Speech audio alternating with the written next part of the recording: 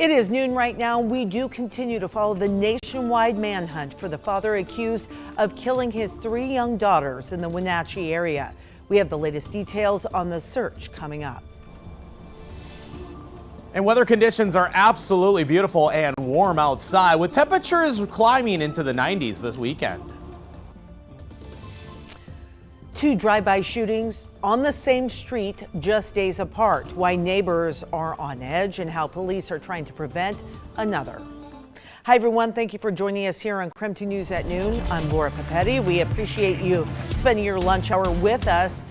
Today we continue to see sunshine all across the inland Northwest. Meteorologist Thomas Patrick, he is outside in that sunshine, joining us now with a look at temperatures and what we can expect, Thomas, as we claw our way toward the weekend. Yeah, and the first half of this week has featured temperatures just inching upwards by a degree or two. But today it's a lot steeper of a climb, and that does mean it's going to start to feel a lot hotter by the time we get to the weekend. Today's still in a very nice spot. As of this noon hour, we are at 74 degrees outside, and that is even 5 degrees warmer than just yesterday. And check out Deer Park, you're 10 degrees warmer right now compared to 24 hours ago. So it is a bit of a heavier climb now as things start to get warmer and warmer heading into this weekend. As for today, low 80s back for the first time since this last Saturday, but the upcoming weekend will be featuring temperatures in the 90s, pretty solidly so, as a big wave of warm weather passes through the entirety of the Northwest. So coming up, I'm going to show you not only how hot we are talking about, but how many days I'm already forecasting in the 90s. Now, which will be the first of this season. Full look at that weather impact forecast is coming up. And we are tracking several stories this afternoon, including the story about these 3 little girls. This afternoon, we continue to learn more about the father police say killed his 3 daughters. Today, the girls' autopsy results could be released. And right now, multiple agencies nationwide are searching for the father, Travis Decker. Now, the autopsy results and evidence gathered will tell investigators how much of a head start he had before the search for him began. The Chelan County Sheriff says there are concerns that Decker may be able to live off the land for weeks, if not months at a time. KREM 2's Drew Andre is in Wanachi with the very latest on the ongoing search. Well, they are searching all over Wanachi National Forest. We know that Decker could have had as much as a 3-day head start on this based on the last time he and the girls were heard from. This is an all-out manhunt that's taking place, and all resources from local to federal agencies have been called on in this search. The most recent footage of Decker was captured on a Ring camera before his scheduled visitation with his daughters. There have been leads and reported possible sightings yesterday in Leavenworth and even McCall, Idaho, but the Chelan County Sheriff says it wasn't him. Law enforcement investigators are dealing with a skilled outdoorsman. Decker served as a U.S. Army Ranger. It's believed he's been through mountain survival school too, but the sheriff says he feels confident in their expert investigators and knowledge of the area. When talking with his father, it sounds at times that he would go out and would be living off grid for sometimes up to 2.5 months. So we also understand too that he at times would do caching. So we understand that that's a possibility that he could have scoped out this area before, put supplies out there, and has the ability and the knowledge to survive for a long period of time. As that search continues, this community is doing their part, adding more flowers to the memorial for these 3 girls. Now, investigators say that autopsy results will give them a clearer picture of when Decker may have disappeared. We're also learning that not too long ago, Decker was diagnosed with borderline personality disorder.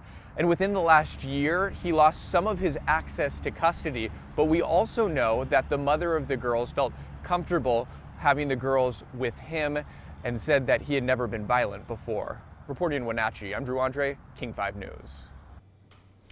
And the community of Wanachi is coming together to try to support the mother of the 3 girls. And so far, over $900,000 has been raised to support Whitney Decker. The murderers have other moms gathering at a growing memorial in Wanachi to pay their respects, again, to the little girls and to honor their mother, who is, of course, facing such an unspeakable loss. It's sad because we can all just kind of put ourselves in that position and understand a little bit of what's going on. I definitely feel that, you know, when one mom cries, we all cry. One of the women we spoke with at the memorial says she knew Travis Decker growing up, and she says he seemed troubled. Since I know what I knew him from growing up, it didn't shock me. Just one of those guys that you're just like, he's weird and crazy. And the search continues to widen, and police have now set up a special tip line for anyone with information about Travis Decker's whereabouts. We want to give you that number. It is 509-667-6845, and we'll continue to post that on KREM.com as well. All right. Today, opening statements start for the third criminal trial for Lorie Valow Daybell. She is accused of conspiring to murder the ex-husband of her niece. 16 jury members were sworn in yesterday afternoon. Valow has already been convicted in Idaho and Arizona on several charges, including the death of her children, Tylee and JJ, and conspiring to kill her former husband. The trial is expected to take about 2 weeks once testimony begins. Valow has pleaded not guilty and is representing herself. A jury found a man guilty of vehicular homicide and vehicular assault in the crash that killed Washington State Patrol Trooper Christopher Gadd back in March of 2024. Raul Benitez Santana was driving over 100 miles an hour while under the influence when he struck Gadd's parked patrol vehicle on the shoulder of southbound I-5 near Marysville. His sentencing is scheduled now for July 2nd. And after the verdict was reached, WSP chief released a statement sharing in part that they are thankful for the outpouring of support, calling the verdict, quote, just and welcomed, adding one more dangerous driver is removed from our streets. And Spokane police are keeping a closer eye on Courtland Avenue. KREM 2's Connor McAvoy tells us more about why officers and neighbors say it's attracting the wrong crowd. I'm standing here on Courtland Avenue where Spokane police officers say 2 drive-by shootings happened less than a week apart from each other. And in response, officers say there's going to be a lot more patrolling of this street as well as installing a security camera. It's a quiet day along Courtland Avenue, but neighbors like Rick York say at night that isn't always the case. That's after a drive-by shooting he says woke him up early Sunday morning. 40 or 50 shots fired out. Nobody knows exactly why. Police still don't. That shooting comes just days after another one on the same road happened on May 26th. In both incidents, nobody was hurt. Officers remain tight-lipped on details of both incidents. Right now, they're only saying it's unclear if both are connected, and no arrests have been made. It's a sad situation here because Spokane's a great place to live. The shootings have Spokane police rethinking how they keep tabs on the neighborhood. It just kind of draws folks based on its location.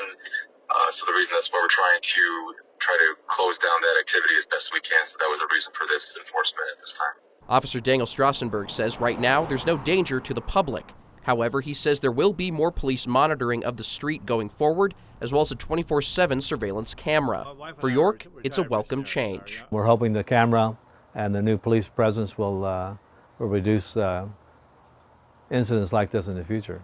As police continue searching for people connected to the shootings, York plans to change how he spends his days at home and hopes his neighbors do the same. Be a little more vigilant and call 911 perhaps a little more. We'll see. Connor McAvoy, KREM 2 News.